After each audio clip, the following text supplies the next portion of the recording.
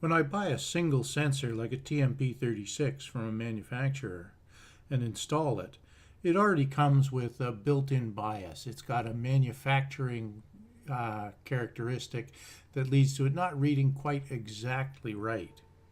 So if I took my first sensor and put it into an environment which had a known temperature of 24.5 degrees, I might, over time, see a bunch of measurements that looked something like this.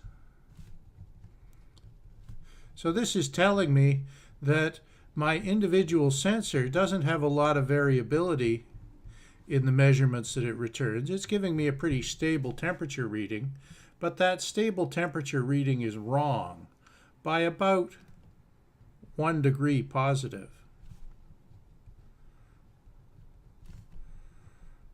Now, if I made this measurement, I could correct that, knowing that it's off by 1 degree. I could take all of the results and reduce them by 1 degree and wind up sitting pretty close right on that line. That is, if I actually calibrated sensor 1 and knew that it had a bias of +1.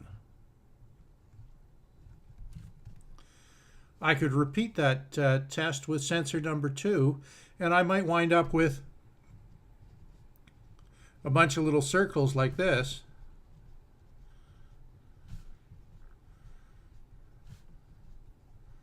Over time. And that would tell me that sensor number 2 has a bias of about -0.5 degrees C. Now, if I was interested in calibrating sensor 1 and sensor 2, I could do that by measuring this bias and using that to shift the data back towards the known value to make some adjustments. In that case, the only uncertainty I would have left would be the uncertainty associated with the scatter in the data from that particular sensor, because I'd have taken out this bias. That's expensive. That requires some trained personnel to go and actually make that test measurement and to make it again later on, because you need to keep this calibration up to date. So that's a little more difficult. It takes extra work, so it's going to cost extra money. But if we did that, we could find that maybe the standard deviation on here is maybe 0.2. So 2 standard deviations would give us an uncertainty of maybe 0.4 degrees Celsius instead of the considerably larger uncertainty. Now, if I went and measured with sensor number 3, and I wound up down here,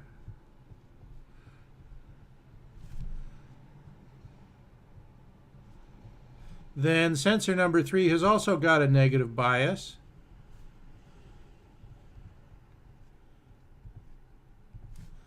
And its negative bias might be -0.9 degrees C.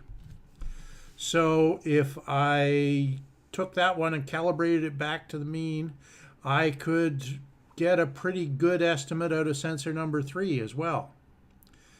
But if I'm manufacturing products, like this thing, for example, if I'm manufacturing products, I don't want to individually calibrate every single consumer product necessarily. So I'd like to know what's the uncertainty if I just went and took a random sensor off the shelf and put it into my product and used it to make measurements with. Well, if I had sensor number 1 and 2 and 3, that gives me some idea of the spread, but 3 independent samples isn't enough to give me some statistical data. So I'd need to keep on going and take a whole lot more measurements with a whole lot more sensors, and I'd wind up with a whole lot more data points all over here. And if I wanted to estimate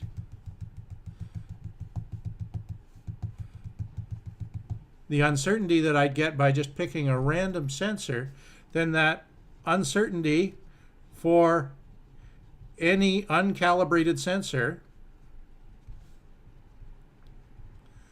would wind up being equal to 2 times the standard deviation of all points from many sensors. Now, doing this experiment, that would involve a lot of measurements.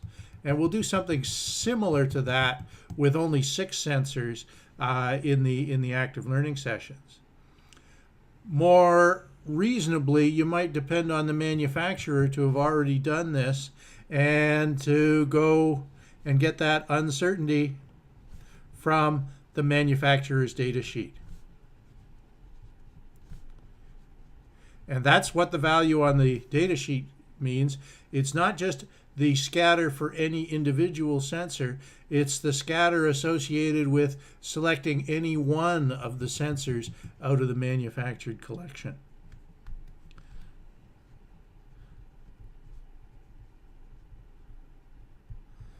So what it's coming back to is, most of the time, for most practical engineering purposes, if you are just installing a device and counting on it to make decent measurements for you, then you really need to go back to that manufacturer's data sheet and use the information that they've got by making measurements over many sensors from their production line to tell you what the uncertainty is if you just plug it in and don't calibrate it.